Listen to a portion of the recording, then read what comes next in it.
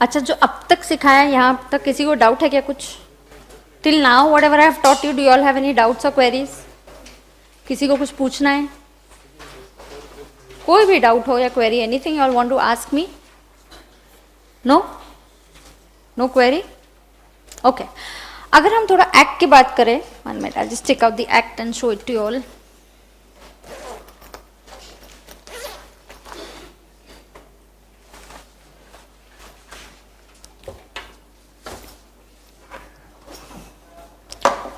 Now students, the act that we are going to actually study is this, the Income Tax Act 2019.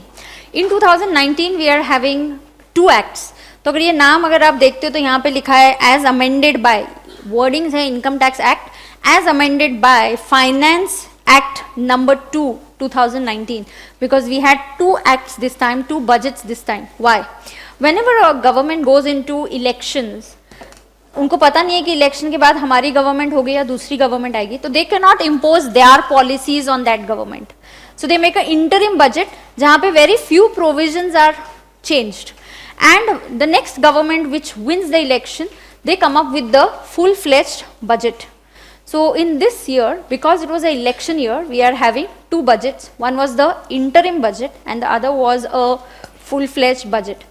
Interim budget जो है वो 1 फरवरी 2019 में बनाया गया और मतलब प्रेजेंट किया गया, और जो फाइनल बजट है that was presented on 5 July 2019, right. And 1 फरवरी 19 में पास हो गया, फिर जुलाई 19 में, तो एक्ट उसी ईयर में बन गया, इसलिए it is called as finance act 2019. The year normally represents the year in which the act is enacted.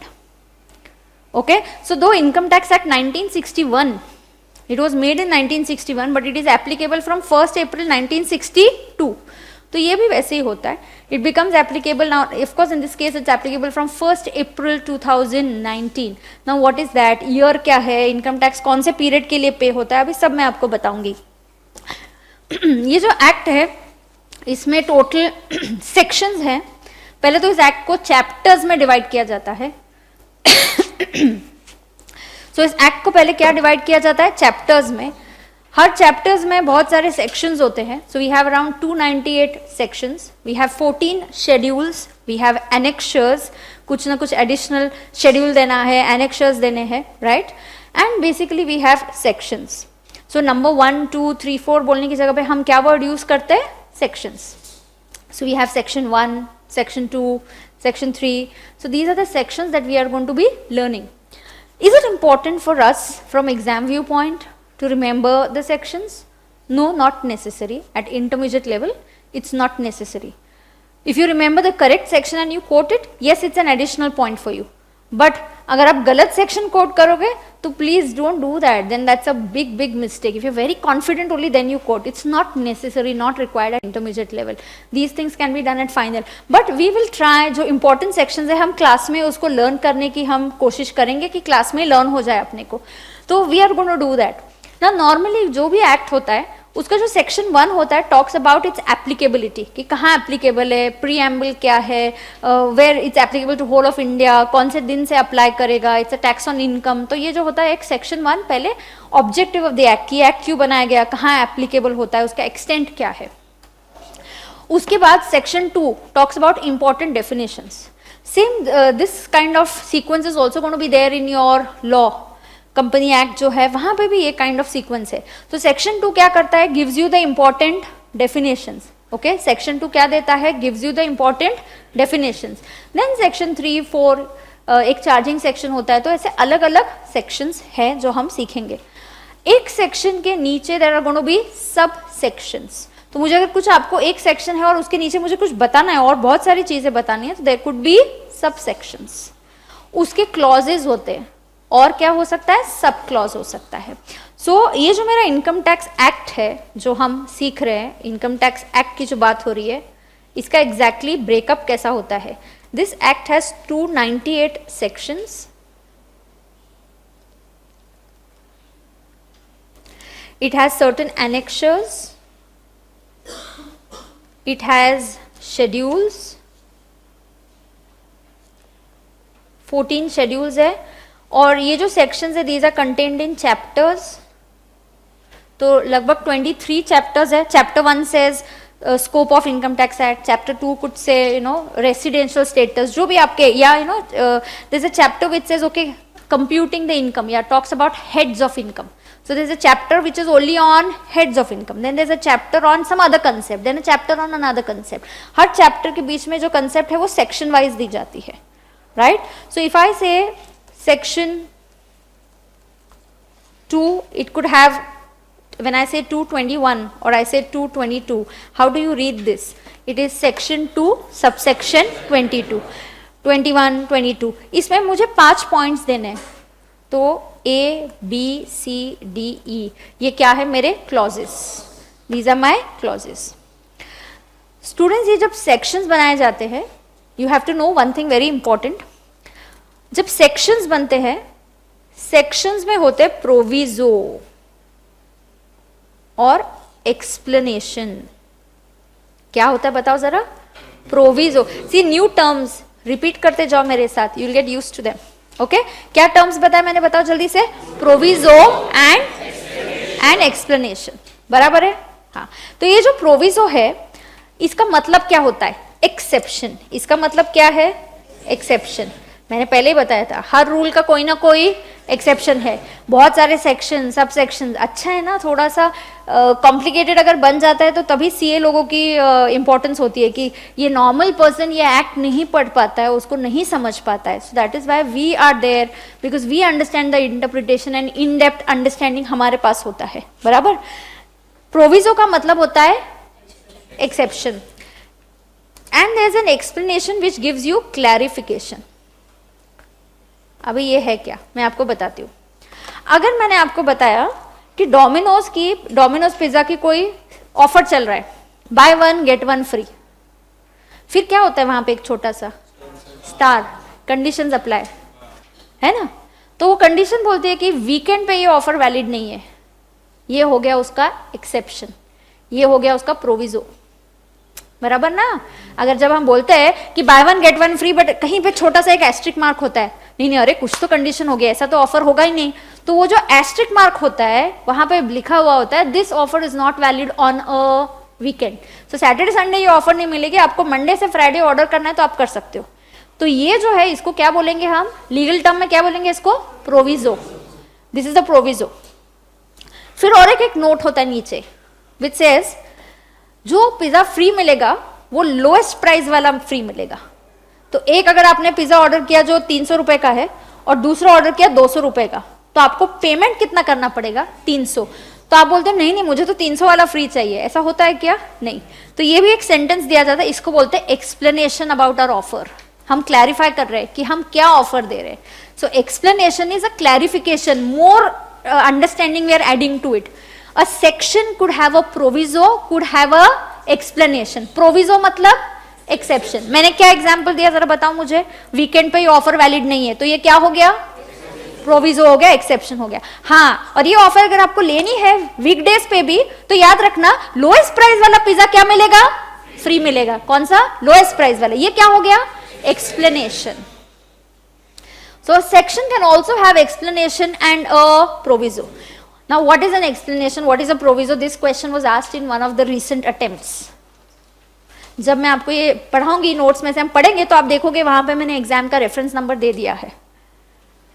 So this was asked. So it's very easy to now remember, isn't it? और अगर चलो मैंने example एक Domino's का दे दिया, अगर मुझे अभी प्रॉपर एक एक्ट का एग्जाम्पल देना है आपको, तो क्या है, जैसे एक सेक्शन है हम जो सीखने वाले 80 से पॉलिटिकल पार्टी के लिए.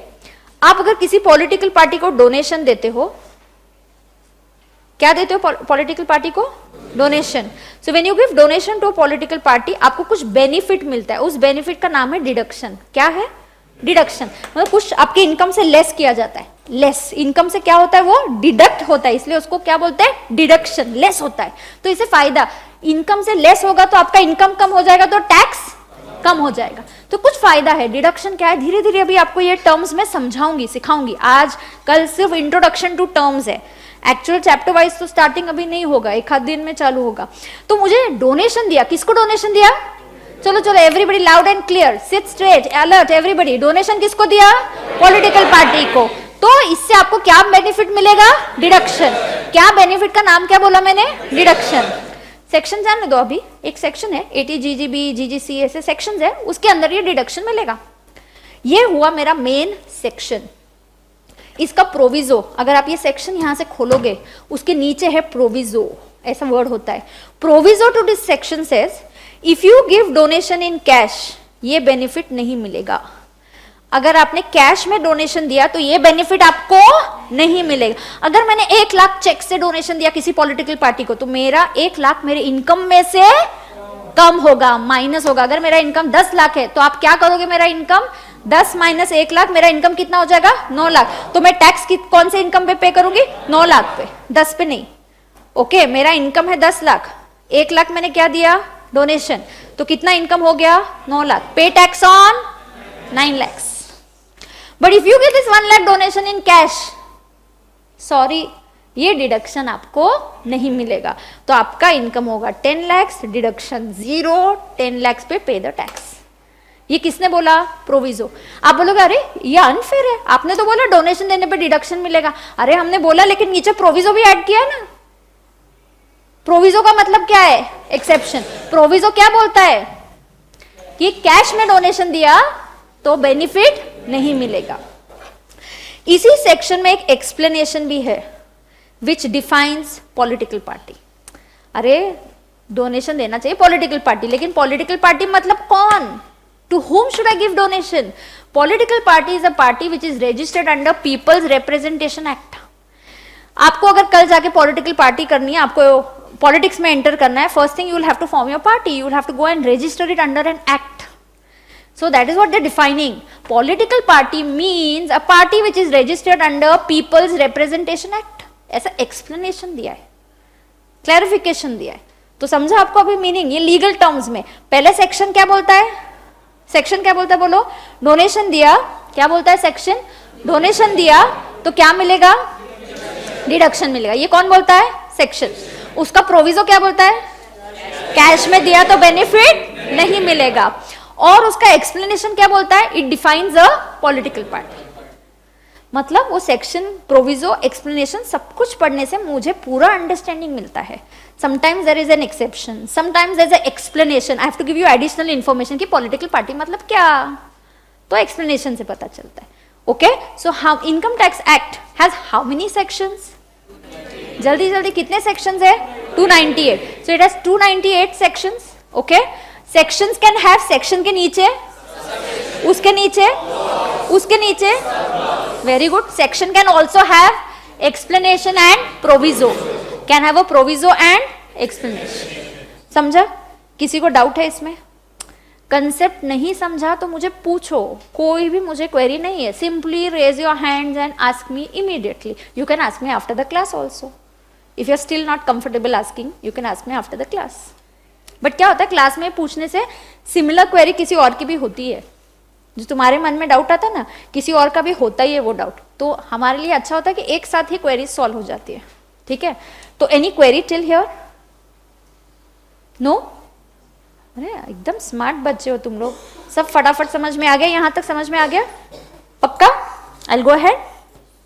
ओके, अब मैम आपने बता दिया इनकम टैक्स एक्ट है, 1961 है, ये है वो है. हम एग्जैक्टली करने क्या वाले? इस एक्ट का एग्जैक्टली काम है क्या? What are we going to do? What are we going to learn? Right? We are going to learn tax liability का calculations.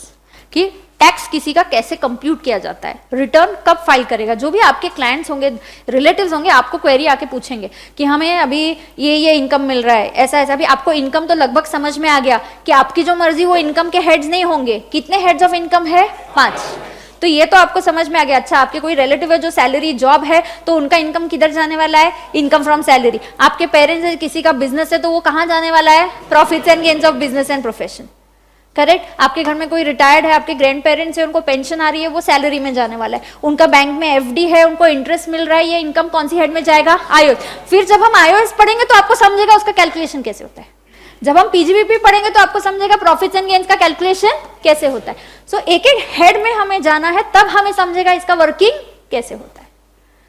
Are you understanding this? Okay, तो एग्जैक्टली हम करने क्या वाले हैं? तो जो हम सीखने वाले हैं वो ये है. We'll write down the 5 heads of income. पहला क्या है बताना जरा? Income from salaries. उसके बाद क्या है? House property. मैं शॉर्ट फॉर्म्स यूज करती हूँ, अभी शॉर्ट फॉर्म यूज कर रही हूँ. एग्जाम में शॉर्ट फॉर्म्स अलाउड है क्या?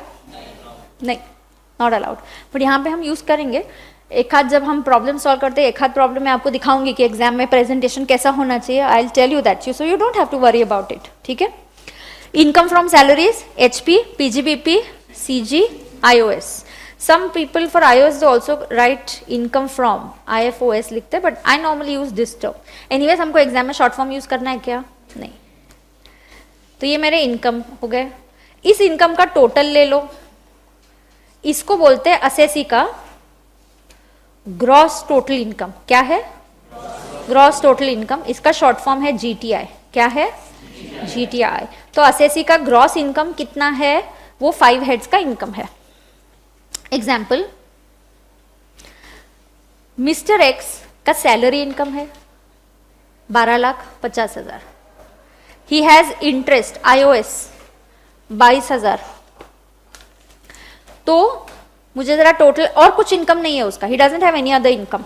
He has salary 12,50,000 and interest income है 22,000. और कुछ नहीं, वो कोई बिजनेस नहीं कर रहा है, शेयर में ट्रेडिंग इन्वेस्ट करके रखा है, बेचा नहीं, कुछ नहीं. तो उसके कितने हेड्स ऑफ इनकम है? 2. इसकी टोटल ले लो तो क्या आएगा उसका? GTI. How much is is GTI? 12 lakh. Very good. 12,72,000. ये क्या हो गया उसका? जीटीआई. मतलब जीटीआई का मतलब क्या है? Total of all heads of income. किसी को 5 हेड से इनकम होगा, किसी को सिर्फ 2 हेड से होगा, किसी को 3 से होगा, किसी को सिर्फ 1 हेड ऑफ इनकम होगा. जो भी है टोटल आपका क्या होगा? GTI. It will be called as gross total income. बराबर है क्या? ओके. आगे आगे हम करेंगे क्या? ये जीटीआई आने के बाद इसमें से लेस होते हैं कुछ डिडक्शंस. अभी एक एग्जांपल दिया ना डिडक्शन का. क्या एग्जांपल दिया? डोनेशन. किसको डोनेशन? Political party. तो कुछ डिडक्शंस है. अभी लिखना मत, सिर्फ देखते रहना. ये डिडक्शंस अंडर चैप्टर 6 है.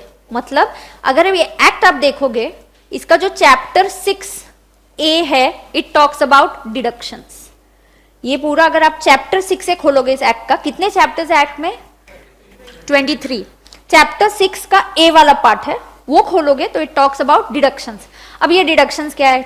नहीं पता मुझे. अभी क्या है सारा एक दिन में कैसे बताऊंगी? धीरे धीरे समझेगा ना आपको. तो कुछ डिडक्शंस है. कहाँ दिए ये डिडक्शंस? एक्ट में दिए. कौन से चैप्टर में दिए? चैप्टर 6 से. That is why we call it as deductions under chapter 6 से. बहुत लोगों को पता नहीं है कि एक्ट में ऐसे चैप्टर्स होते हैं और 6 से चैप्टर के अंडर डिडक्शंस है. तो दीज आर द डिडक्शंस. ये कुछ डिडक्शंस है जो लेस होंगे. फिर आएगा मेरा नेट टैक्सेबल इनकम. अच्छा, इसको टैक्सेबल इनकम वर्ड क्यों यूज किया है?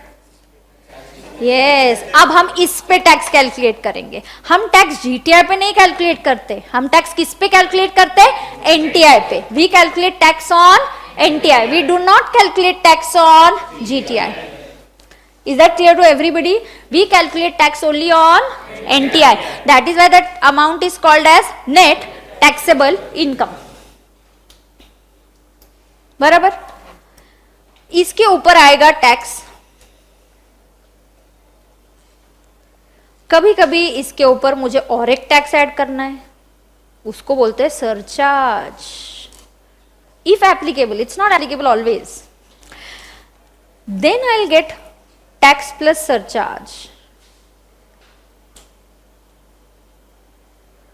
इसके ऊपर और एक टैक्स ऐड होता है.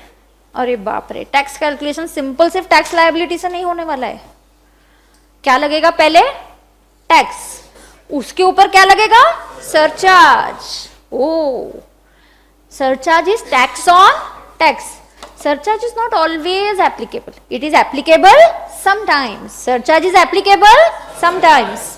This tax plus surcharge के ऊपर I levy one more tax called as health and education cess. Health और education cess लगता है. Finally, we get our tax liability. Sometimes if the person has paid this tax in advance, जब आप class का admission लेते हो कभी कभी आप कुछ फीस एडवांस में दे देते हो, then what do you do next time, you pay the balance fees. Similarly tax liability में से आई समटाइम्स पे माई टैक्स इन एडवांस, सो आई से less advance tax. There is a concept called as TDS, TCS, and then balance sometimes can be payable or balance can be refund. What did I do? Students, this is your syllabus for tax. What am I going to teach you? I'm going to teach you 5 chapters on 5 heads. I'm going to teach you a chapter on deductions.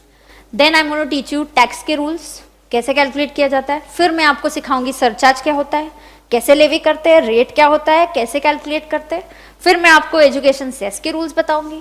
Then there is a chapter on advance tax. I have a chapter on TDS and we have a chapter on TCS and plus 2 or 3 more additional chapters. This is nothing but your syllabus of income tax. मतलब हम सीखने क्या वाले हैं.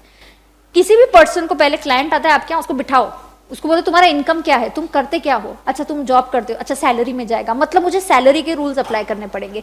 ठीक है, फिर तुम्हारा जीटीआर निकलेगा, जीटीआर निकलने के बाद डिडक्शंस है क्या, अच्छा चैप्टर 6 से पढ़ लो, फिर डिडक्शंस माइनस करो, फिर एनटीआर निकालो, टैक्स के रूल्स अप्लाई करके टैक्स कैलकुलेट करो, सरचार्ज के रूल्स अप्लाई करके सरचार्ज ऐड करो, एजुकेशन सेस के रूल्स अप्लाई करके वो ऐड करो, फाइनली टैक्स लायबिलिटी निकालो.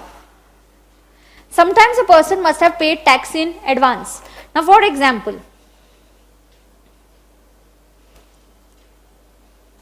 see, if my tax liability, is this visible, the color? Yeah. If my tax liability is 11,000, suppose आपने निकाल लिया, आपने मेहनत कर दी, पूरा टैक्स निकाला, सरचार्ज निकाला, फाइनल टैक्स लायबिलिटी आपकी कितनी आ गई, 11,000. इसमें से आपके क्लाइंट ने कुछ 8,000 एडवांस में पे कर दिया, advance tax already paid to the government. अब बैलेंस उसको कितना पे करना है, perfect, this is 3,000 balance payable.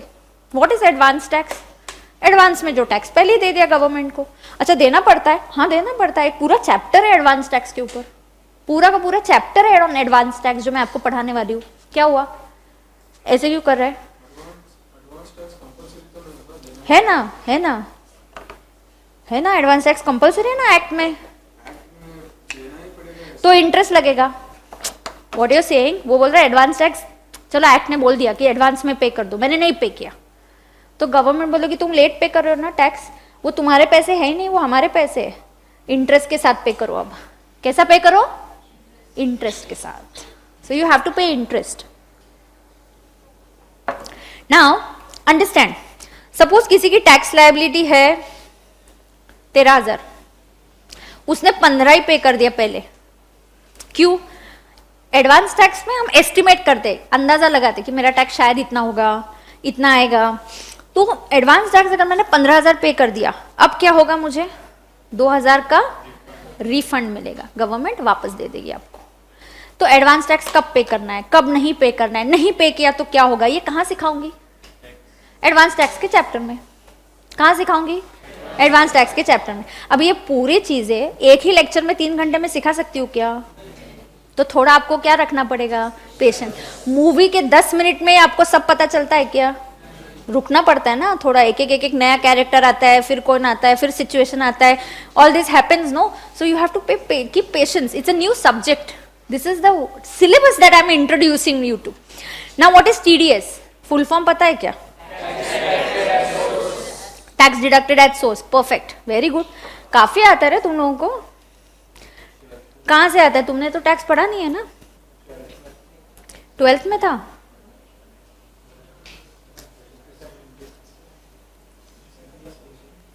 अच्छा, कभी कभी सोर्स, ना income tax is very simple, I tell you, सब कुछ उसके नाम में ही है. Income tax act, tax on income. Now, so many other things, direct tax, directly collected from that person. Indirect tax, shopkeeper को बोलो कस्टमर से कलेक्ट करके दे दो, this is called as indirect tax. बराबर. अभी टैक्स डिडक्टेड एट सोर्स, सब कुछ इसके नाम पे ही है. Source of income, employer, I am the employer, you are the employee, I am the employer, you are the employee. मैं तुमको क्या देने वाली हूँ? Salary. I am your source of income. Employer को ही गवर्नमेंट बोलती है ऐसे इनकम देने का इश नहीं, क्या करने का? देने का इश नहीं, पूरा का पूरा सैलरी क्या करने का? उसमें से टीडीएस कट करके पहले हमको दे दो। सो अगर तुम्हारी सैलरी 1 लाख है, I will not give you 1 lakh. क्यों?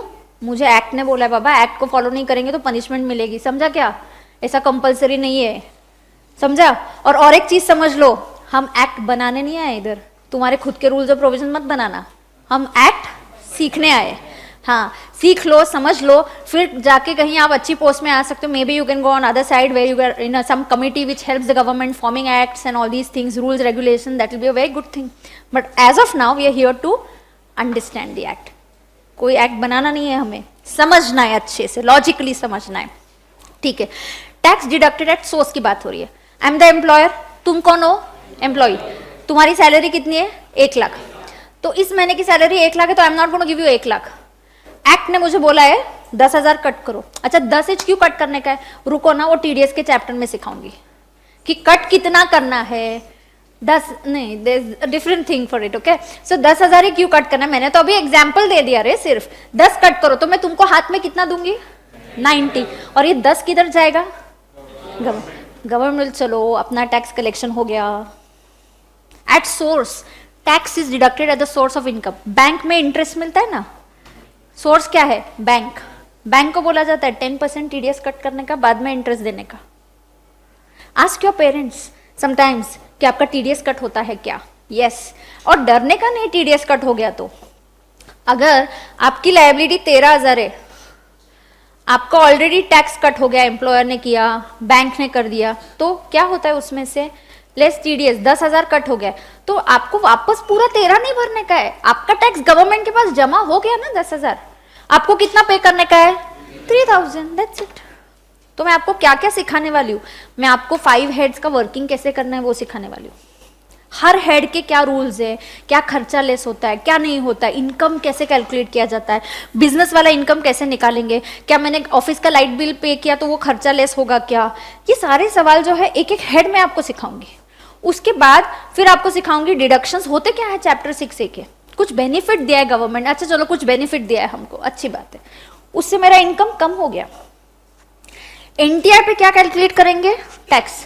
कल के लेक्चर में क्या सिखाऊंगी? Tax calculation. कल के लेक्चर में सरचार्ज भी सिखाऊंगी। कभी कभी जब सरचार्ज नहीं होता है और एक कंसेप्ट होता है रिबेट। क्या कंसेप्ट है? रिबेट। रिबेट उन लोगों को दिया जाता है जिनका इनकम 5 लाख तक है। कितना इनकम है? 5 लाख। उनको ना टैक्स में थोड़ा सा कंसेशन दिया जाता है। और सरचार्ज पता किस पे लगता है? जिनका इनकम 50 लाख के ऊपर है। हुआ ना प्रोग्रेसिव इन नेचर। टैक्स क्या है? प्रोग्रेसिव। जिनका इनकम ज्यादा है उनसे एडिशनल ले लो टैक्स सरचार्ज। सरचार्ज सबको नहीं लगेगा। अगर मेरा इनकम 20 लाख है, will I pay surcharge? No, I will pay surcharge only if my income is above 50 lakhs। क्या रेट से होगा? अरे सिखाऊंगी ना कल, सब एक दिन में कैसे सिखाऊंगी? I need time no to teach you, slowly steadily step by step we gonna go towards it. बराबर है कि नहीं? हाँ, ओके। ये आपको लिखा हुआ भी है, आपको लिखना भी है, आपके नोट्स में है। देखो जरा बताना कौन से पेज पे आपके नोट्स में? 7।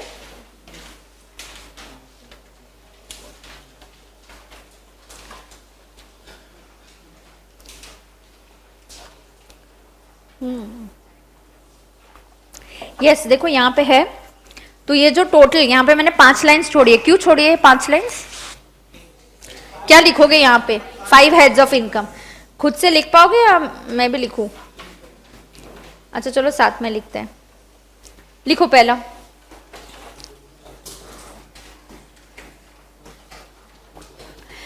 स्टूडेंट्स, आपको अगर कल से लगता है ना, you can carry something, some chocolates to eat in between, I have no problem. If you not disturbing others, कुछ तो बीच में थोड़ा सा रिफ्रेश हो जाता है। एक तो तुम सुबह से आते हो, मेरा लेक्चर लास्ट वाला है, नया सब्जेक्ट है, 3 घंटे का लेक्चर है, पोस्ट लंच भी है, तो all the factors we have to keep in mind, but slowly steadily you will enjoy it and it will become a very interesting time for you all. Okay, so you can carry something sweet, some biscuits if you want, and eat something at the 4 o'clock break also in the class without disturbing others. I have no problem at all. ठीक है, चलो लिखते फटाफट. क्या है 5 heads of income? चलो फटाफट लिखो. पहला क्या है? Income from salaries.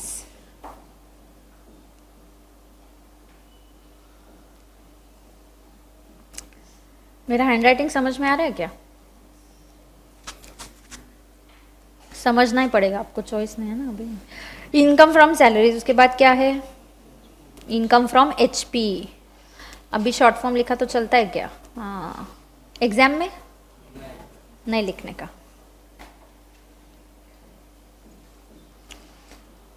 उसके बाद क्या है? थर्ड है PGBP. क्या फुल फॉर्म है उसका?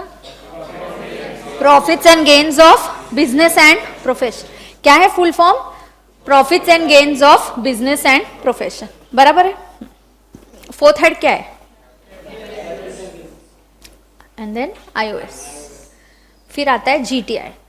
GTI के उधर उसका शॉर्ट फॉर्म लिख दो, because I may use the word this word from tomorrow, GTI. So then you should know कि बाबा GTI मतलब मैं क्या बात कर रही हूँ? Gross total income. ओके क्या? Net taxable income. कैसे निकलता है नेट टैक्सेबल इनकम? GTI में से क्या लेस होता है? हाँ, अभी कुछ कुछ चीजें जानबूझ के लिखी नहीं है, थोड़ा आपका पार्टिसिपेशन रहता है तो you remain active in the class. So all the notes are like this. There are going to be blank spaces, तो हम लोग उनको क्लास में लिखने वाले हैं. ठीक है. So less deductions under what chapter? Under chapter 6A. 6A मतलब कौन से चैप्टर की बात हो रही है? इनकम टैक्स एक्ट में चैप्टर 6A. मैं एक्ट थोड़े दिन अभी भी कैरी करूंगी. I keep carrying this act. जब हम थोड़ा आगे जाएंगे तो आपको इंटरेस्ट आएगा कि अच्छा यही चीज एक्ट में कैसे लिखी है. तो मैं एक हाथ जब चैप्टर हो जाएगा, I again get the act here. तो जब एक चैप्टर हो जाएगा तो एक्ट से देखना कि वो जो मैंने एक सेक्शन सिखाया है वो एक्चुअली एक्ट में कैसा है. तो हम पढ़ेंगे उसको एक्ट में कैसा लगता है. ठीक है. क्योंकि बाद में तो आपको कहाँ से पढ़ना है? एक्ट में से. एक बार CA बन गए, कोई नया टैक्स आ गया, नया एक्ट आ गया, जैसे GST आ गया, तो हमने थोड़ी क्लास लगाया था. आपको इंटरप्रिटेशन करना है, एनालिसिस की स्किल्स डेवलप करनी है, तो तब जाके ये बहुत चेंजेस होते रहते हैं. समझ में आ रहा है सबको? डिडक्शंस अंडर चैप्टर 6 से किया क्या? लेस. हाँ, क्या आता है फिर? NTI. जरा मुझे बताओ, NTI का नेट टैक्सेबल इनकम का फुल फॉर्म, शॉर्ट फॉर्म क्या लिखेंगे? NTI. उसके ऊपर क्या आता है? Tax. Less rebate if any और सरचार्ज. सरचार्ज किसके लिए? Rich people. रिबेट किसके लिए? 5 लाख वाला तक. अच्छा, कितना रिबेट मिलेगा, कितना सरचार्ज मिलेगा, कब बताऊंगी? आज के लेक्चर में मुझे कुछ याद नहीं आ रहा है. कब बताऊंगी ये सब? कल. तो आज मुझे क्लास के बाद भी मत पूछना सरचार्ज का रेट इतना है क्या. I don't remember. I will tell you when, tomorrow. Because surcharge के 4 रेट्स है. 10%, 15%, 25%, 37%. हाँ, तो लेकिन किसको कौन सा अप्लाई होगा ये कल बताऊंगी. ठीक है. हाँ, फिर आता है हेल्थ एंड एजुकेशन सेस. इसका रेट बता सकती हूँ. इसका रेट है 4%.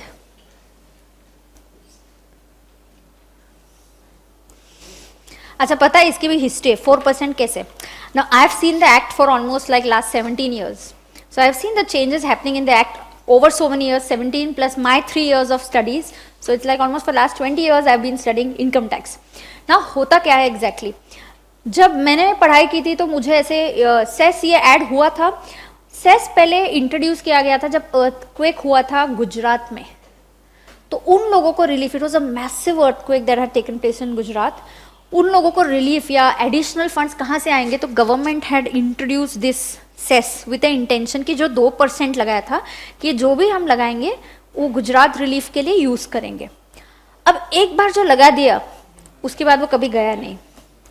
फिर हमने बोला चलो 2% है ना, प्राइमरी एजुकेशन के लिए यूज करेंगे. जो अंडर प्रिविलेज बच्चे हैं जो प्राइमरी एजुकेशन भी हासिल नहीं कर सकते, will use this 2% for those people. It was working well, good collection was happening in that. फिर सोचा चलो उनको सेकेंडरी एजुकेशन भी दे देते. फिर लगाया एडिशनल 1%. तो ये बन गया एजुकेशन सेस. अब इसका रेट क्या था? 3%. 2 टूवर्ड्स 2 किसके लिए? Primary education. एंड 1 किसके लिए? Secondary education. फिर बोला अरे ये बहुत अच्छा काम कर रहा है, अभी ऐसा करते हैं एडिशनल 1% लगाते हैं। ये लास्ट ईयर लगाया गया। तो लास्ट ईयर मतलब ए वाई अभी तक आपको बताया नहीं, ए वाई पी वाई का कंसेप्ट बताऊंगी अभी। तो ये लास्ट ईयर लगाया गया था, तो अब टोटल क्या हो गया, and now it is called as health and education cess. So I am going to use this short form many times. Students, हम हर चैप्टर में लगभग 20-25 प्रॉब्लम सॉल्व करते हैं, तो every time we can't write in full form, अपने को बहुत मैक्सिमम प्रॉब्लम्स कवर करने हैं, तो इसलिए हम शॉर्ट फॉर्म क्लास में यूज करेंगे। तो will what is this called as, can you please everybody tell me, इसको क्या बुलाया जाता है, health and education cess. Rate कितना है, जरा ब्रेकअप बताओ तो क्या है, 2% towards primary education, 1% towards secondary education and additional 1% towards health. Health के लिए यूज किया जाएगा, ऐसे गवर्नमेंट का प्लान है, और इसलिए ये 4% का health and education cess levy किया जाता है। एवरीबडी ओके विद दिस, बराबर है क्या?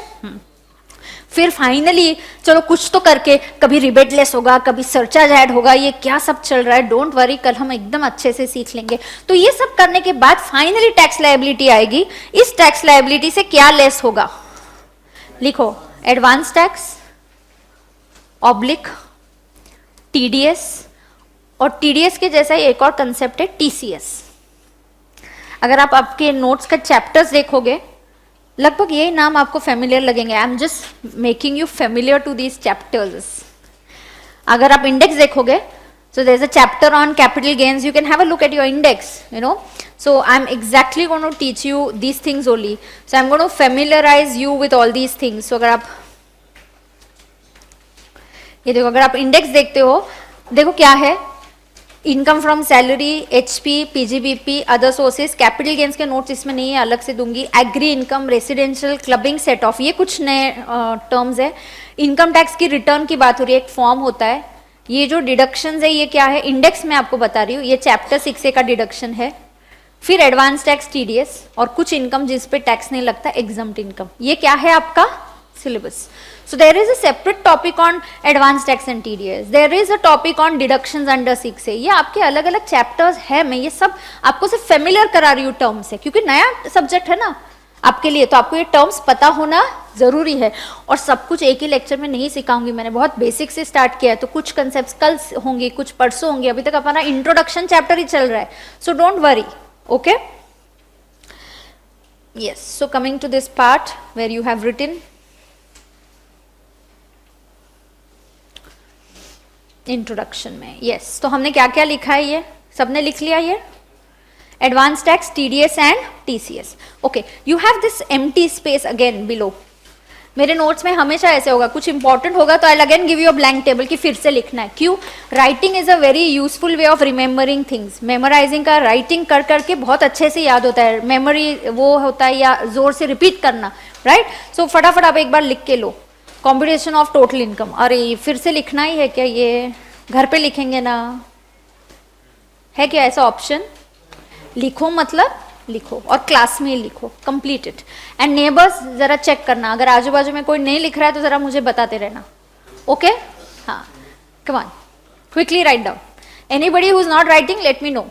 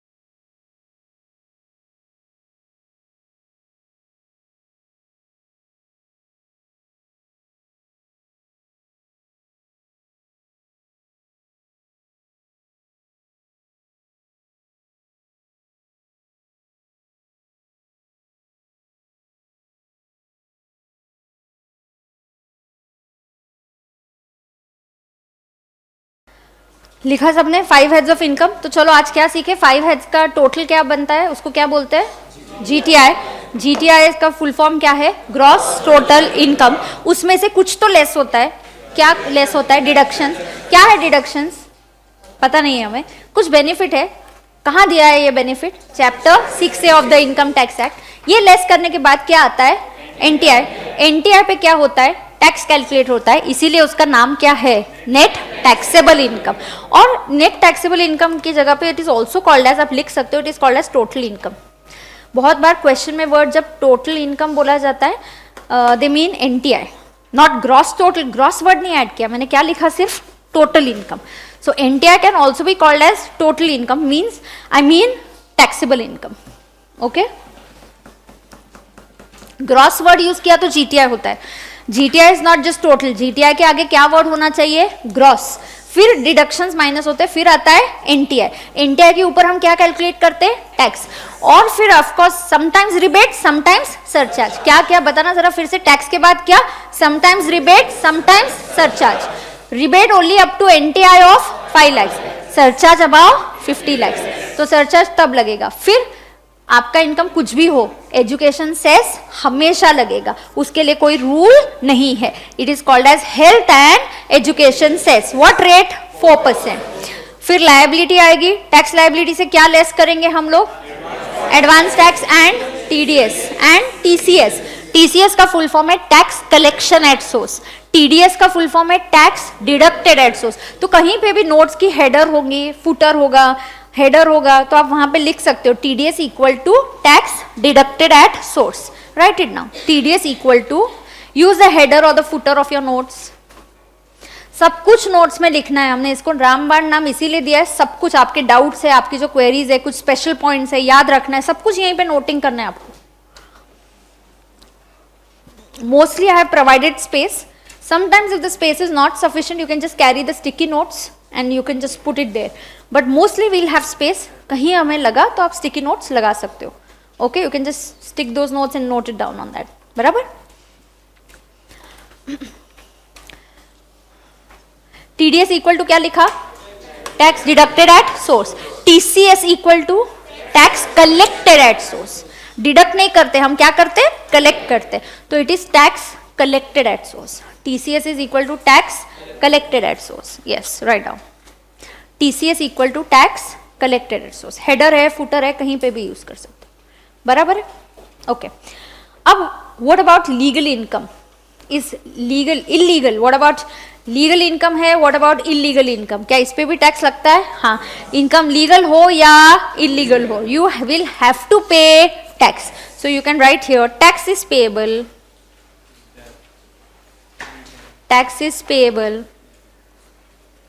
on legal as well as illegal income. Tax is payable on legal as well as illegal income. बराबर, ठीक है। अब जरा सुनो, अगर मुझे टैक्स के बारे में पढ़ना है, you know, I want to read about income tax, कि आई वांट टू नो कि एग्जैक्टली इस टैक्स में क्या क्या है, तो आप क्या बोलोगे किसी को, कहाँ से जाके पढ़ना चाहिए, उसका सोर्स क्या है, where should I go and read, I want information about tax, मुझे उसकी प्रोविजन समझनी है, उसके रूल समझने हैं, तो कहाँ जाके पढ़ूँ, कहाँ जाके पढ़ना है? पहले तो आपको क्या पढ़ना है, इनकम टैक्स एक्ट। कौन सा एक्ट पढ़ना है आपको? 2019 वाला आपके लिए। क्यों आपके लिए वो एप्लीकेबल, वो भी अभी थोड़ी देर में बताऊंगी। क्या इनकम टैक्स एक्ट हर साल चेंज होते रहता है, तो हमारा जो अटेम्प्ट है वो कौन से ईयर के हिसाब से होगा? आप हमको वही पढ़ाओगे कि नहीं पढ़ाओगे? हाँ, वही पढ़ाऊंगी ऑफ कोर्स, लेकिन वो क्या होता है वो समझाऊंगी थोड़ी देर में। तो अगर मुझे कहीं जाके पढ़ना है तो आप प्लीज 2018, 17 का काम करते हो तो 17 के रूल्स एक्ट के हिसाब से करो, 19 का है तो आप आपके हिसाब से करो।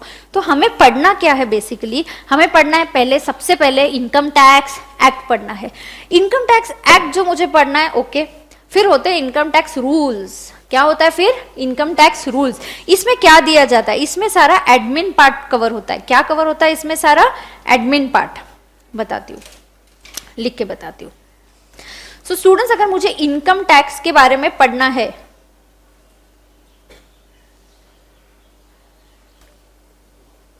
इनकम टैक्स के बारे में आपको जाके कहीं पढ़ना है और यू वांट टू स्टडी, क्या सिर्फ 298 सेक्शंस पढ़ लिए तो काम हो गया? नहीं, 298 सेक्शंस है बाबा, उसके अंदर तो आप बोलोगे बस 300 ही सेक्शंस है, सब सेक्शंस है, प्रोविजोज है, एक्सप्लेनेशंस है, क्लॉजेज है, सब क्लॉजेज है। Okay, so there is a lot more to it. तो एक्ट पढ़ना है पहले, तो पहले अगर आपका कोई फ्रेंड है वो बोलता है अच्छा मुझे एक्ट के बारे में जरा पढ़ना है, कहाँ से पढ़ूँ? पहले तो तुम इनकम टैक्स एक्ट पढ़ लो। पहला उसका सोर्स क्या है? Income tax act. ये एक्ट है तो 1961 का, but it should be as per the finance act, amended होना चाहिए as per the finance act. अलग अलग फाइनेंस बिल होते हैं, हर साल बिल आता है, उसको बोलते हैं बजट, फिर वो हाउसेज ऑफ पार्लियामेंट में जाता है, फिर वो एक्ट बनता है जिस दिन प्रेसिडेंट उस पर सिग्नेचर करता है। फिर मुझे पढ़ना है इनकम टैक्स रूल्स। क्या पढ़ना है मुझे? इनकम टैक्स रूल्स 1962, ये बनाए गए इम्प्लीमेंटेशन के लिए या रूल्स फॉर बेटर अंडरस्टैंडिंग, इसको इंप्लीमेंट करने के लिए। ओके, तो अगर हम कोई आपको प्रोविजन बोलते हैं, उस प्रोविजन को एग्जैक्टली कि जैसे अगर आपको कोई मेडिकल डिजीज है तो आपको इनकम टैक्स में कुछ बेनिफिट मिलता है, ऐसा प्रोविजन बना है। कौन से डिजीजेस के लिए ये मिलेगा, ये कहाँ उसका लिस्ट है? रूल्स में। सब कुछ एक्ट में किया तो वो एक्ट इतना मोटा और बड़ा हो जाएगा, उसको पढ़ने में दिक्कत आती है। तो अगर जैसे हमने बोल दिया कि अगर you are suffering from some medical problem, income tax has certain benefits for you, तो ठीक है, बेनिफिट है, क्या बेनिफिट है, कौन से डिजीजेस कवर्ड है, क्या बेनिफिट है, ये एक्ट प्रोविजन दे देगा। कौन से डिजीजेस कवर्ड है, कौन सी बीमारियां कवर्ड है, वो कहाँ होगा? रूल्स में।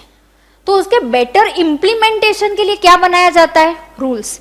ये रूल्स बनाता कौन है? ऑफ कोर्स सेंट्रल गवर्नमेंट या सीबीडीटी। और ये सीबीडीटी क्या है? Central board of direct taxes. वो भी आपको हायरार्की बताऊंगी अभी मैं थोड़ी देर में। ओके, सीबीडीटी करके एक टॉप मोस्ट एडमिनिस्ट्रेटिव अथॉरिटी होता है, वो कुछ रूल्स बनाते हैं। रूल्स होते हैं, फिर होता है नोटिफिकेशंस। आपको मोबाइल पे नोटिफिकेशंस आते हैं, फेसबुक पे आते हैं। क्या होता है? whenever there is some change, somebody has liked your picture, somebody has added a picture, somebody has posted something about you, you get a notification. So government also has this way of communicating. उनको बीच में कुछ change करना है तो वो क्या करेंगे? Notification issue कर देंगे। So they will issue a notification. So notification से क्या कम्युनिकेट किया जाता है? Changes. Okay, so there are notifications. More in detail of course I will tell you, आज या कल जैसे भी पढ़ के। कुछ सर्कुलर्स भी होते हैं, मतलब एक्सप्लेनेशंस होते हैं, नोटिफिकेशंस होते हैं, सर्कुलर्स होते हैं। उसके बाद आपको केस लॉज भी पढ़ने पड़ते हैं। क्या पढ़ना पड़ता है? Case laws. केस लॉस होता क्या है? जब डिस्प्यूट होता है ना इनकम टैक्स और आपके बीच में, आप एक तरफ इनकम टैक्स, एक तरफ ऑफिसर बोलता है नहीं ज्यादा टैक्स देना है, आप बोलते हो नहीं मैंने करेक्ट कैलकुलेट किया, ऑफिसर बोलता है नहीं तुमने करेक्ट नहीं कैलकुलेट किया। कहाँ जाएंगे? कोर्ट में। सुप्रीम कोर्ट जो फाइनल डिसीजन देगी that is a final decision that is applicable through out the country. तो वो हमारे लिए एक एक्ट ही बन जाता है, हमारे लिए एक स्टैट्यूट बन जाता है। केस लॉज इसलिए बन जाता है, तो हमें केस लॉज भी रेफर करने होते हैं। Luckily, you do not have case laws in intermediate level. You have these case laws to be prepared in the final, not now. तो हम कोई भी case laws का reference अभी इंटर में नहीं पढ़ेंगे, but ये generally अगर मुझे एक्ट पढ़ना है, एक डिटेल में बताऊंगी, लेकिन ओवरऑल समझ के लो क्या क्या पढ़ना पड़ेगा आपको। इनकम टैक्स का एक्ट का मैंने ब्रेकअप दे दिया, 298 section, sub section, clause, sub clause, proviso, explanation, ये सब बता दिया आपको। फिर क्या है? रूल्स। ऐसी ही एग्जैक्ट एक बुक आती है which says income tax rules, इतनी मोटी बुक है which says income tax rules. फिर साल भर तो नोटिफिकेशन चालू रहते हैं, सर्कुलर्स आती है, और हमें केस लॉज भी पढ़ने पड़ते हैं, जो भी जजमेंट्स आते हैं। There are lot of website जहाँ पे आपको नोटिफिकेशन और सर्कुलर्स मिलते हैं, रूल्स पता चलते हैं। सो लॉट ऑफ वेबसाइट जहाँ पे नोटिफिकेशन डेट वाइज मिलते हैं, तो it's not something that you have to worry हमें कैसे पता चलेगा। एक साइट है जहाँ पे ये आपको सब मिलता है। ओके, नाउ थोड़ा सा मैं आपको स्ट्रक्चर बताती हूँ। सबसे ऊपर है कॉन्स्टिट्यूशन, ये तो आज ही बताया। सबसे ऊपर कौन है? कॉन्स्टिट्यूशन। फिर जो कॉन्स्टिट्यूशन बोलेगा ये सीजी मतलब सेंट्रल गवर्नमेंट को और स्टेट गवर्नमेंट को फॉलो करना पड़ेगा, बराबर। स्टेट गवर्नमेंट में या सेंट्रल गवर्नमेंट में इनकम टैक्स एक्ट, आपको पता है मिनिस्ट्रीज होती है अलग अलग, बराबर, कैबिनेट मिनिस्टर्स होते हैं। तो इनकम टैक्स कौन हैंडल करता है? The finance minister. So central government का जो डिपार्टमेंट होता है, the central government will have a finance minister. He handles the finances of the central government. Finance minister. At present, who is the finance minister? Nirmala Sitharaman. For you, this has been a tremendous, मतलब एक history जैसा है, because history has been created. She was the first full-time. Why do we say first full-time finance minister? When Indira Gandhi was the prime minister, she also held the portfolio as a finance minister also. So she held a portfolio as a finance minister also for some days. So full time, but full time independently handling the finance department is the first lady, that is Nirmala Sitharaman. Similarly, when Piyush Goyal gave the budget, he was the first chartered accountant to present. Most of the finance ministers have been advocates. So if we talk about Pranab Mukherjee, P. Chidambaram, yeah, we talk about Arun Jaitley, all these are advocates. They have all been advocates practicing in the Supreme Court. Yeah, even Sushma Swaraj was there. She was also an advocate. So mostly the finance minister, she was never a finance minister, of course, but I'm just telling you, most of the finance ministers have been advocates. So first time we had a chartered accountant presenting the budget, right? So we have a finance minister, ठीक है? Finance minister के under there are 5 departments. कितने departments होते हैं? 5. So there is a revenue department, and there is a expenditure department. Students और भी departments होते हैं, जैसे फिजिकल पॉलिसीज है, और भी कुछ करना होता है. तो हमारा कंसर्न ये 2 डिपार्टमेंट से, मेजरली हमारा कंसर्न है रेवेन्यू डिपार्टमेंट से. ना ये जो रेवेन्यू डिपार्टमेंट होता है, गवर्नमेंट के 2 रेवेन्यूज होते हैं. एक होता है डायरेक्ट टैक्स और एक होता है इनडायरेक्ट टैक्स. जो डायरेक्ट टैक्स का हेड होता है इज द सीबीडीटी. सीबीडीटी का फुल फॉर्म क्या है? Central board of direct taxes. और इनडायरेक्ट का हेड होता है CBIC, central board of indirect tax and customs. पहले इसका नाम कुछ और होता था, CBEC, central board of excise and customs, but अभी जीएसटी आ गया तो नाम चेंज कर दिया, सीबीआईसी बन गया. दिस इज योर हायरार्की कि किस तरह से हायरार्की होती है. सबसे ऊपर कौन है? कॉन्स्टिट्यूशन. कॉन्स्टिट्यूशन के बाद कौन आता है? Central and state government. Central government में कौन है responsible? Finance minister. Finance minister के अंडर 5 डिपार्टमेंट्स होते हैं. उसमें से इंपॉर्टेंट होता है रेवेन्यू डिपार्टमेंट. एक्सपेंडिचर, खर्चा भी वही देखते हैं कि प्लान्ड एक्सपेंडिचर, अनप्लान्ड. जैसे अभी फ्लड्स आ गए महाराष्ट्र में, Kolhapur, Sangli. Anybody from that side? Yeah, so you are from which place? How was it there? Now better. Your area was affected? Not that much. Okay. So normally we have a lot of students coming from Kolhapur and Sangli. So students जैसे unexpected आ गया कि floods आ गए तो unplanned खर्चा करना पड़ता है, उनको relief provide करना पड़ेगा, सब कुछ. So जैसे खर्चे का डिपार्टमेंट होता है कि बजट क्या है हमारा, खर्चे का कितना बजट है, हम कितना ऊपर जा रहे हैं, तो फंड्स कहाँ से आएंगे, ये सब प्लानिंग करना पड़ता है. तो रेवेन्यू डिपार्टमेंट में 2 डिपार्टमेंट्स है, एक है डायरेक्ट टैक्स और एक है इनडायरेक्ट टैक्स. डायरेक्ट टैक्स का हेड कौन है? सीबीडीटी. सी फाइनेंस मिनिस्टर हर टाइम छोटी छोटी बात पे नहीं आके ये करेगा. जैसे एक डेट एक्सटेंड करना है, कभी कभी अभी मे बी रिटर्न फाइलिंग की एक डेट है 31 अगस्त, बट फ्लड्स आ गए तो Kolhapur, Sangli, those people may not be able to file the returns. तो कुछ ऐसे डिसीजन लेने वो हर टाइम फाइनेंस मिनिस्टर तक नहीं जाता है. She has much bigger things to look into. So these powers can be given to CBDT. It will be given to CBDT. CBDT का full form Central Board of Direct Tax. CBIC Central Board of Indirect Taxes and Custom. तो ये notebook में कहीं पे लिख के ले लो, फिर मैं फुल फॉर्म्स भी लिखवाती हूँ वहीं पे. हो गए 3 घंटे, वैसे काफी जल्दी हो गए. We just have 15-20 minutes remaining. फिर एक हाथ और नया कंसेप्ट लेके फिर पूरा रिवाइज कराती हूँ आज जो सिखाया वो. We'll have revisions quite often. I will be taking revisions. Okay.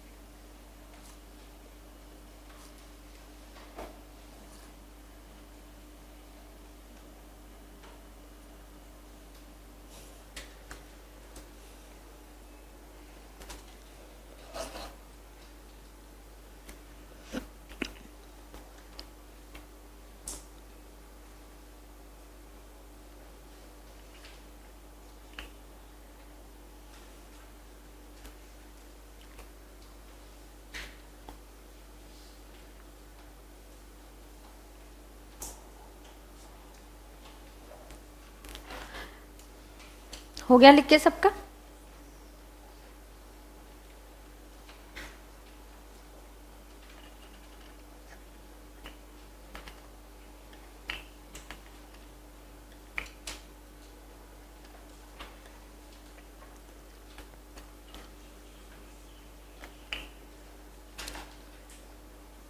ये क्या बोलते हैं इसको? हायरार्की बोलते हैं, from top to bottom. Of course under CBDT also there are lot of people coming in, then there is a chief commissioner, commissioner of income tax, ऐसे काफी hierarchy होता है, राइट? डन है ये सबका? Sure done? ये वाला part detail में अभी कब बताऊंगी, और ये वाला पार्ट और डिस्कशन के लिए हमें करना पड़ेगा, लेकिन कब करूंगी इसका डिस्कशन? कल करूंगी. रफली आपको नाम बता दिए कि कैसे कैसे आपको एक्ट कहाँ पढ़ना है. अभी और एक लास्ट एक इंटरेस्टिंग कंसेप्ट है, बहुत ही इंपॉर्टेंट कंसेप्ट है, वो लेके then I will stop the lecture. Of course I not stop immediately, I will take that concept and revise whatever we studied in this 3 hours today, right? Students, अभी एक चीज, आपके पास आपका कोई दोस्त आता है, बोलता है मुझे ना रिटर्न भरना है. मेरा रिटर्न भरना है मतलब करना क्या है? क्या है रिटर्न मतलब? क्या है? फॉर्म. ये फॉर्म का फॉर्मेट फिक्स्ड होता है. हाँ, गवर्नमेंट पता है आपके फॉर्म में फॉर्मेट लगभग हमारे इसके जैसे ही होता है. कॉम्प्यूटेशन मतलब हम जो लिखते हैं ना, जीटीआई 5 हेड्स, तो गवर्नमेंट पूछती है बिजनेस वाला इनकम कितना है, एचपी वाला 2 लाख, फिर जीटीआई कितना, ये सब ऐसा फॉर्म होता है. फॉर्मेट एक फिक्स्ड होता है, ये आपको भरना होता है. क्या हर एक को भरना होता है, किसको भरना है, ये आपको पता चलेगा. Who has to file it mandatory. तो इनकम टैक्स में हमेशा याद रखो 2 चीजें करनी, एक टैक्स का पेमेंट और एक है उसका फॉर्म भरना. उसको बोलते हैं इनकम टैक्स रिटर्न. नाउ आपका कोई दोस्त आता है, बोलता है अरे अभी तुम सीए इंटर हो गए हो या सीए फाइनल हो, आर्टिकलशिप कर रहे हो, तो जरा मुझे हेल्प कर दो, मेरे सैलरी का रिटर्न है, मुझे भरना है. तो वो आके पूछता है कि मुझे सैलरी रिटर्न भरना है. तो पहले वो बोलेगा अच्छा तुम फाइल कौन से ईयर के लिए करोगे. Now there is a concept of year. Year is not be a period of 12 months. Normally when I talk of a year, year has 2 meanings. एक होता है कैलेंडर ईयर, एक क्या होता है? Calendar year. और एक क्या होता है? Financial year. What is a calendar year? And you all are used to calendar year. थोड़ा सा मुझे इनिशियली वो होता है कि आपको फाइनेंशियल ईयर की आदत ही नहीं है. हम लोग सब क्या करते हैं, न्यू ईयर कब सेलिब्रेट करते हैं? जैन टू दिसंबर ही हम लोग ट्रीट करते हैं, कैलेंडर ईयर के हिसाब से ही चलते. तो कैलेंडर ईयर जो होता है is from Jan to March, और Jan to December, sorry calendar year is from January to December, and your financial year is from April to March. अब इनकम टैक्स के रिटर्न्स कैलेंडर ईयर के हिसाब से जाएंगे या फाइनेंशियल ईयर के हिसाब से? I remember a time where there was no year का concept. Of course I was not studying, it was काफ़ी पहले था, मतलब मेरे CA studies के भी बहुत पहले था. So it was at when my dad's time there was no concept of year. तो लोग कैसे रिटर्न भरते थे? अच्छा अब तो हम रिटर्न 1 साल का भरते हैं, तब हमारी मर्जी. मैंने बिजनेस आज चालू किया, आज से आगे 12 महीने.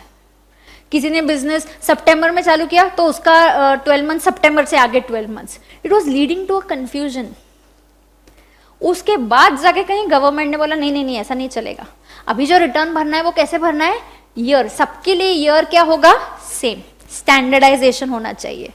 सो स्टैंडर्डाइजेशन में हमने डिसाइड किया कि जो ईयर कंसेप्ट होगा, that year will be not calendar year but it will B financial year. So we are not going to follow calendar year, we are going to follow financial year. Okay. तो जब आपका दोस्त आएगा वो बोलेगा अरे मुझे सैलरी के डिटेल्स मुझे रिटर्न भरना है, तो आप उसको बोलना एक काम करना, तेरा जो सैलरी बैंक स्टेटमेंट है अप्रैल से मार्च में लेके आना, मैं बैंक स्टेटमेंट देख के पता चलेगा कब कब कितनी सैलरी जमा हुई है तुमको, या सैलरी के डिटेल सैलरी स्लिप होती है वो लेके आना, अप्रैल टू मार्च की लेके आना. तो हम कौन सा ईयर फॉलो करते हैं? Financial year. ठीक है. अब आपको कौन सा ईयर एप्लीकेबल है? ये जो फाइनेंस एक्ट है 2019, ये आपको एप्लीकेबल है. ये कब से एप्लीकेबल है? This is applicable from 1st April 2019 to 31st March 2020. तो हमारे लिए कौन सा फाइनेंशियल ईयर एप्लीकेबल है? 1920. कौन सा फाइनेंशियल ईयर? 1920. ये ईयर के लिए कौन सा एक्ट एप्लीकेबल है? Finance act number 1 is there and number 2 is there 2019, and you have a finance act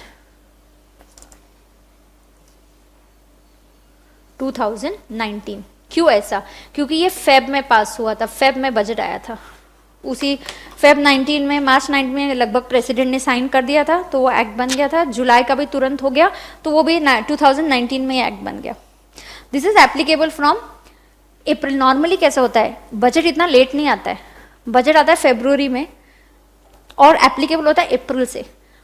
next year में क्या चेंजेस है, गवर्नमेंट को ऐसे शॉक नहीं देना है, लोगों को सरप्राइजेस नहीं देनी है, वो प्री प्लान कर सके अपना इनकम, अपना टैक्स प्लानिंग कर सके, तो इसलिए बजट पहले आता है और फरवरी में आया, तो एप्लीकेबल कब से होगा? 1 अप्रैल से। सो जनरली फेब में ही आता है हर साल। इस साल क्योंकि फेब में छोटा सा बजट आया था कॉल्ड एज इंटरिम बजट, फिर से हमें बजट लाना पड़ा जुलाई में, जो हर साल नहीं होता, it happens once in 5 years, only at the time of election के ईयर में ऐसा होता है। तो हमारे लिए ईयर कौन सा है? अभी ईयर एग्जैक्टली है क्या? This year now something very funny. What is very funny over here? पता है इस ईयर को इनकम टैक्स क्या बोलता है? Previous year. एक्चुअली प्रीवियस की डिक्शनरी मीनिंग क्या है? Last. For all purposes in income tax previous year is your current year, previous year is your current year. अरे फिर भी इसको नाम प्रीवियस दिया ही कैसा है थोड़ा लॉजिक है, 5 मिनट में समझ में आ जाएगा। इनकम टैक्स बोलता है 1920, we will use what term, क्या टर्म मैंने यूज किया जरा बताना मुझे? Previous year. प्रीवियस ईयर 1920 का जो भी इनकम है, ओके, अप्रैल से मार्च 20, तो तुम्हारा दोस्त आता है, तुमको बोलता है, पता है दोस्त कब मिलने आया आपको? दोस्त आपसे मिलने आया 15 मार्च को, 15 मार्च 2020 को आया। बोलता है अरे अभी साल खत्म होने को आया है, इनकम टैक्स में फाइनेंशियल ईयर फॉलो करते हैं, मेरा फाइनेंशियल ईयर खत्म हो रहा है, 15 दिन में मार्च खत्म हो जाएगा, नेक्स्ट ईयर से न्यू ईयर चालू हो जाएगा, तो मुझे रिटर्न भरना है, मुझे गवर्नमेंट को टैक्सेस देने मेरे। तो तुम उसको क्या बोलते हो? अरे रुको, पहले तुम इस साल में इनकम अर्न कर लो, इस साल में इनकम क्या कर लो? अर्न करो, और जो रिटर्न भरना है गवर्नमेंट का, रिटर्न मतलब क्या भरना है? फॉर्म, एक फॉर्म भरना कंपलसरी है, तो मुझे रिटर्न भरना है, रिटर्न भरने के लिए टाइम है, टाइम है, हाँ टाइम है, मार्च खत्म होने दो। गवर्नमेंट ऐसे थोड़ी बोलेगी चलो ईयर खत्म हो गया 31 मार्च 12 बजे चलो सब लोग अपना फॉर्म भर के दे दो, कैसे होगा? पॉसिबल ही नहीं है, फॉर्म बहुत बड़ा है, नॉट पॉसिबल। बिजनेस वाले जो लोग होंगे ना, जिनका बिजनेस है, उनका ऑडिट करना पड़ेगा, सीए अपने आर्टिकल्स भेजेगा, ऑडिट करेंगे, ऑडिट रिपोर्ट बनेगा, मैनेजमेंट से डिस्कस किया जाएगा, फिर अप्रूव होगा, फिर फाइनेंशियल्स कंप्लीट होंगे, सब कुछ 31 मार्च को होगा क्या? आपको क्या लगता है गवर्नमेंट ने टाइम देना चाहिए? देना चाहिए क्या टाइम? तुमको क्या लगता है कि 31 मार्च खत्म हो गया तो चलो मार्च 12 तारीख को मिडनाइट को सब सबमिट कर दो? पॉसिबल है क्या? नहीं, मुझे मेरे अकाउंट सेटल करने, बिल्स नहीं आए, मार्च में कुछ मैंने सर्विसेज ली ऑडिटर की, बिल आने का है, सब मुझे खर्चे रिकॉर्ड करने, एक्रूअल सिस्टम किसी का होगा, अभी बिल आएंगे तब मैं रिकॉर्ड करूं, I need some time. So whatever you earn in this year, when you earn this income, this is called as PY. ये साल के जो रिटर्न्स होते हैं ना इनकम टैक्स के, वो तुम्हें भरने के लिए 2 डेडलाइन दी है, 31 जुलाई 2020 और 30 सितंबर 2020। ये क्या है? 2 डेट्स दिए, किसी को थोड़ा कम टाइम, किसी को थोड़ा ज्यादा टाइम। किसी को ज्यादा टाइम, नॉर्मली बिजनेस वाले असेसीज जिनको ऑडिट होता है उनको ज्यादा टाइम, ऑडिट में टाइम लगता है। कॉर्पोरेट असेसी होता है उनको ज्यादा टाइम है रिटर्न के लिए, क्यों? उनको कंपनी एक्ट का भी कंप्लायंस करना है, इनकम टैक्स एक्ट का भी करना है, सबका कंप्लायंस करना है, that is why they get more time, they get more time. तो जुलाई 2020 तक मुझे रिटर्न भरना है। अगर आप सैलरीड पर्सन हो, तुम्हारा दोस्त जो सैलरीड पर्सन है ना, जो तुमको पूछ रहा है, उसको बोल आराम से पहले मार्च खत्म होने दे, मार्च की सैलरी वैसे भी तेरे को 7 अप्रैल को मिलने वाली है या 10 अप्रैल को मिलेगी सैलरी, फिर उसके बाद कंपनी से डिटेल्स आएंगे, फिर तू बैंक स्टेटमेंट देगा, I will enter, I will see कोई इंटरेस्ट है क्या, एफडी इंटरेस्ट है क्या, I will do your GTI working, NTI, I will do tax calculation, we need time. तो बोलता है अच्छा कितना टाइम है हमारे पास, लास्ट डेट क्या है? उसको बोलो रुक, मार्च खत्म हो गया ना, अप्रैल, नेक्स्ट ईयर का अप्रैल, मई, जून, जुलाई, तो 4 महीने का टाइम है। 31 July is the last date of filing the return. हाँ, रिटर्न टाइम पे नहीं भरा तो क्या होगा? रुको ना, पहले नॉर्मल चीजें सीखो ना, फिर अब नॉर्मल चीजें सीखेंगे। पहले नॉर्मल समझ के लो, रिटर्न फाइल नहीं किया कुछ तो पेनल्टी या पनिशमेंट मिलेगी क्या? मिलने वाली है, ठीक है, अब मुझे रिटर्न फाइल करना है। कब फाइल करना है? कब फाइल करना है? 31 जुलाई को, बराबर है। हाँ। या मुझे बिजनेस है, मेरा ऑडिट है, कब तक रिटर्न फाइल करना है? मार्च के बाद।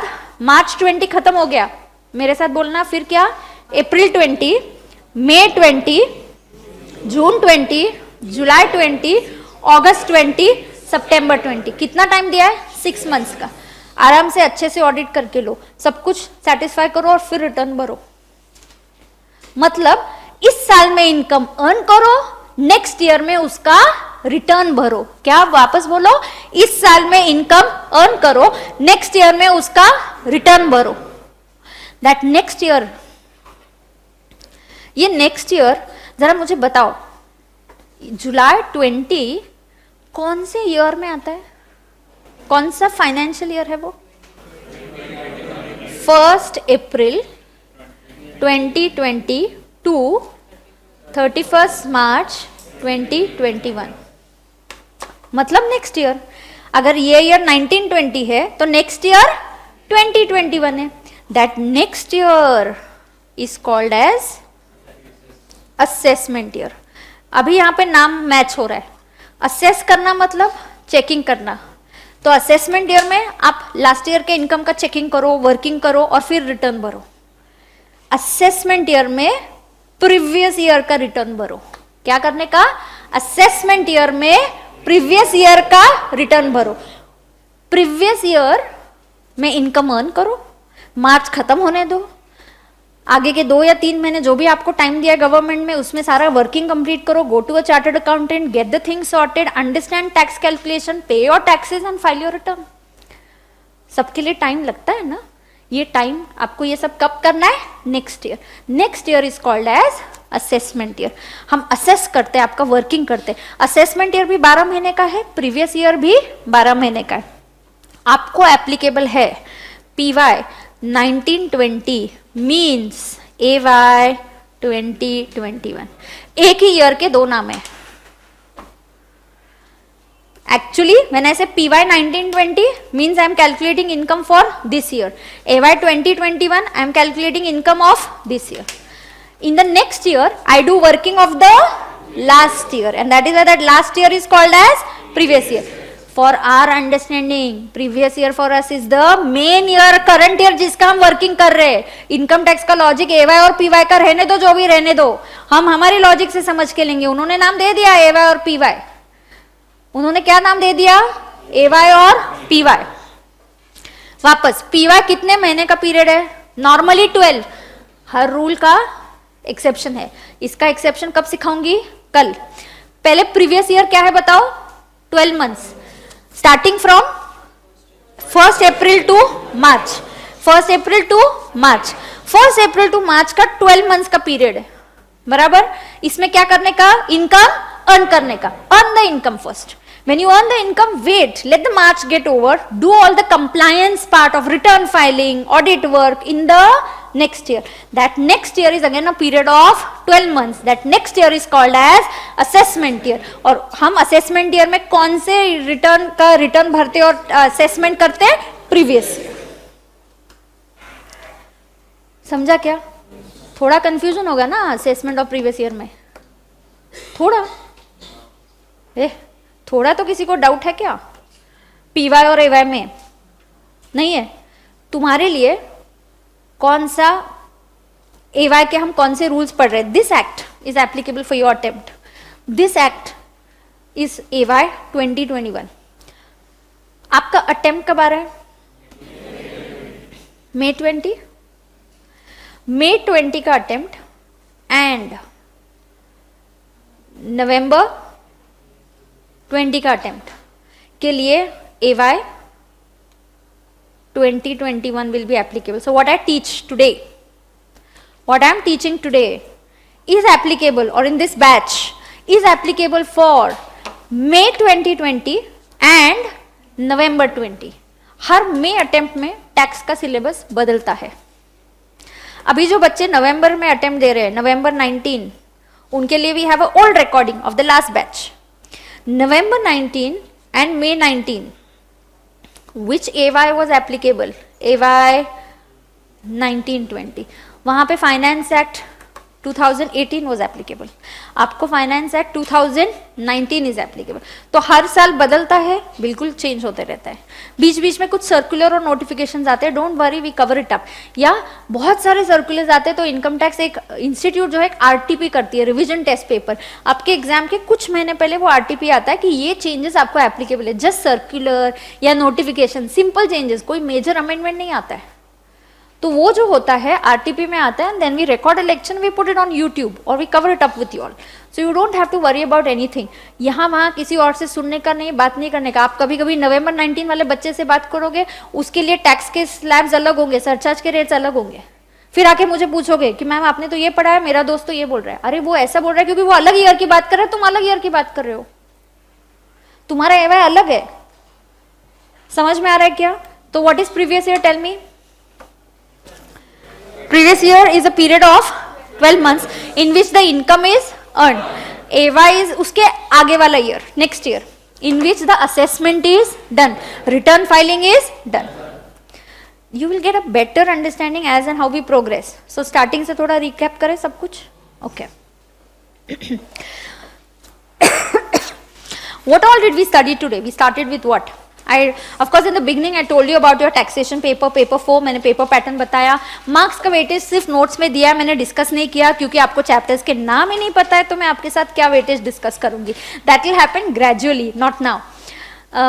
आज of course I did a big thing is I introduced you to your syllabus and you know your syllabus is what is your syllabus consist of 5 heads का chapters है, deductions है, advanced tax chapter है, TDS है, TCS है, कुछ बीच में ऐसे chapters है, residential status, return of income, मतलब इनकम टैक्स रिटर्न के बारे में भी हम पढ़ेंगे, क्या फॉर्मेट है, कब भरना है, वो सब पढ़ने वाले, कौन भरेगा, कैसे भरेंगे, सब सीखेंगे। मैंने स्टार्ट किया किसके साथ, आपके tax.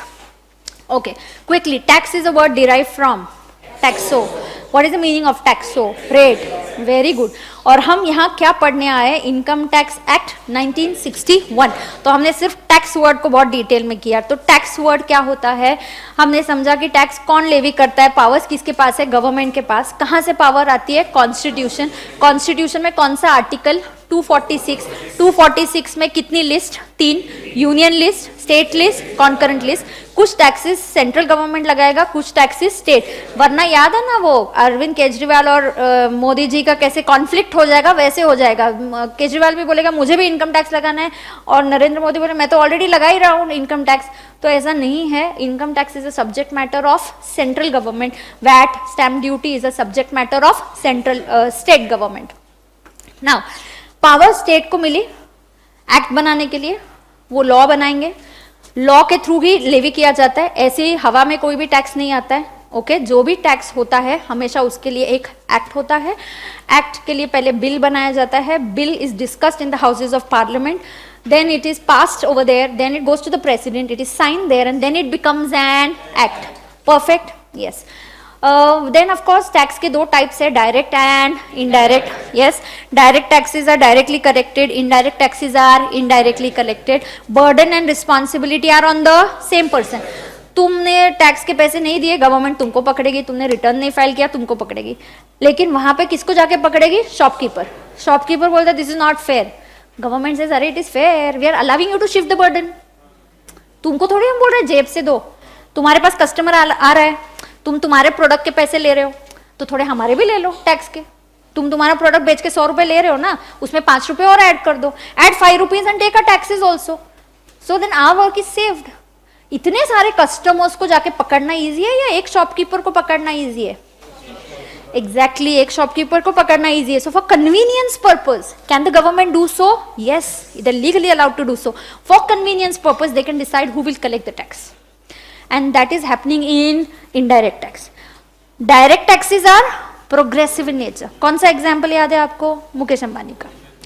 Indirect taxes are again milk खरीदने गया कोई दूसरा प्रोडक्ट खरीदने गया, सबके प्राइसेस सेम है या अलग अलग है? सेम है ना, सबके लिए सेम है ना। Regressive in nature.